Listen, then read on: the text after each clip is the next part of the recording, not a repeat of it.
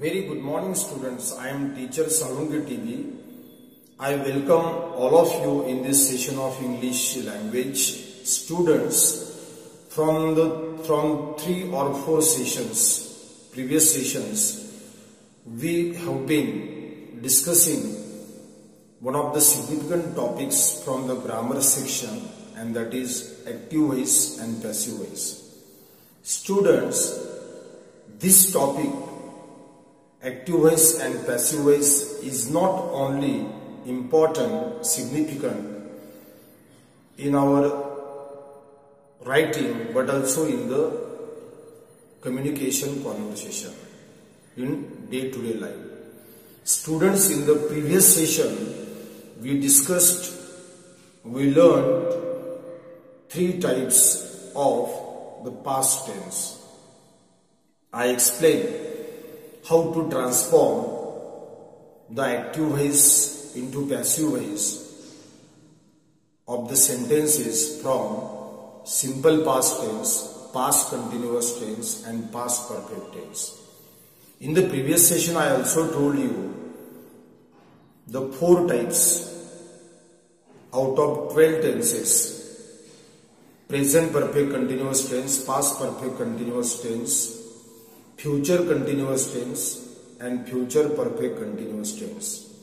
So, the sentences from these 4 tenses cannot be transformed into passive voice. We discussed in the previous session. Today, we are going to begin with the last major type, and that is future tense. In the previous session, students, I told you, in the future tense, only the sentences from 2 subtypes can be transformed into passive voice. So we have 4 subtypes in future tense: simple future tense, future continuous tense, future perfect tense and future perfect continuous tense. So out of these 4 tenses, only the sentences from simple future tense and future perfect tense can be transformed into passive voice.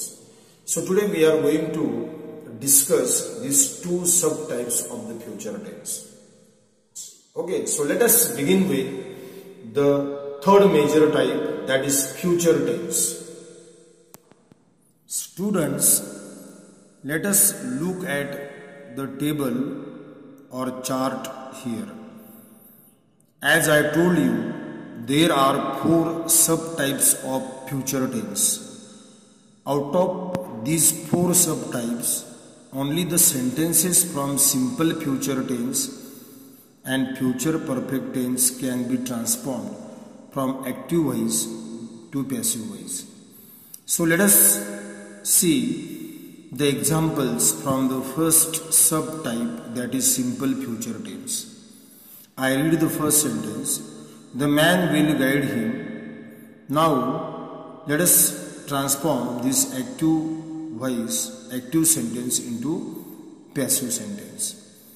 So as per the rules, we have to change the places of subject and object. If you look at this active sentence, the man is the subject and him is the object. So while transforming into passive voice, we have to transform this objective case of pronoun into nominative case, and therefore him has to be transformed into he. The auxiliary verb or helping verb is will, and we have to add the word be between the helping verb will and the past participle form of the verb. Then preposition, and we have swapped this subject at the end of the passive voice, and therefore the passive sentence is in this way: he will be guided by the man. Now let us come to the second sentence from the same tense, simple future tense. The man will guide them. them will be converted into nominative case they. Then helping verb will. We have to use the word be between helping verb and past participle form of the verb guided. And then we have shifted this subject at the end of the passive voice. And the passive sentence is in this way, they will be guided by the man. In the same way, we have transformed this sentence as I will or I shall be guided by the man. Here also we have transformed this objective case of the pronoun me into nominative case I, and as above we have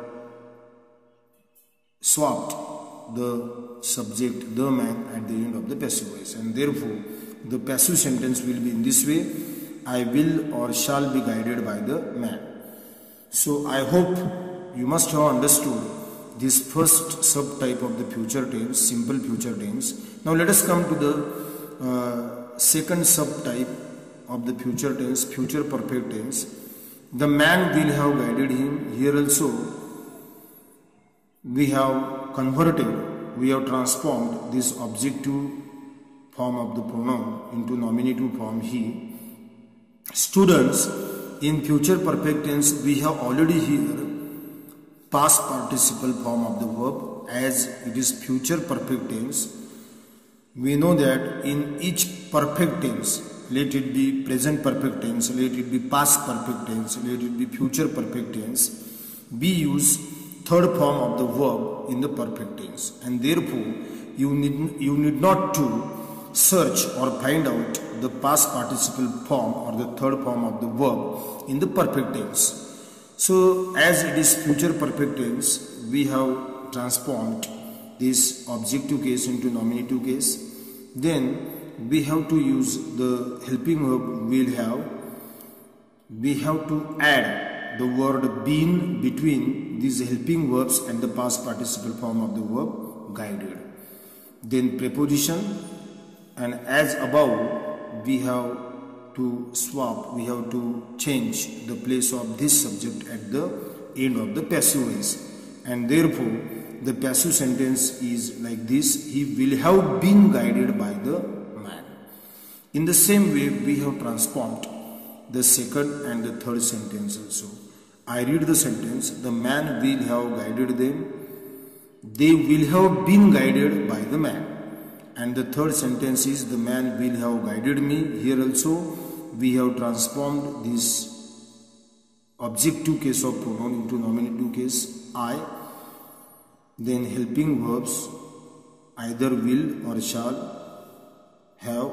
We have to add the word been between these helping verbs and the past participle form of the verb guide, and then the subject the man. I will or shall have been guided by the man. So students, this is how the sentences from these two tenses, simple future tense and future perfect tense, are transformed from active voice to passive voice.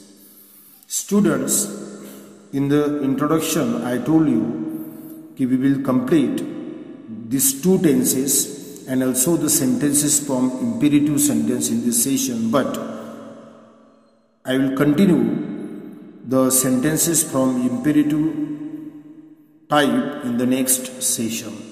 So I hope you must have understood these two subtypes of the future tense. So I conclude my lecture here. I stop here. Thank you.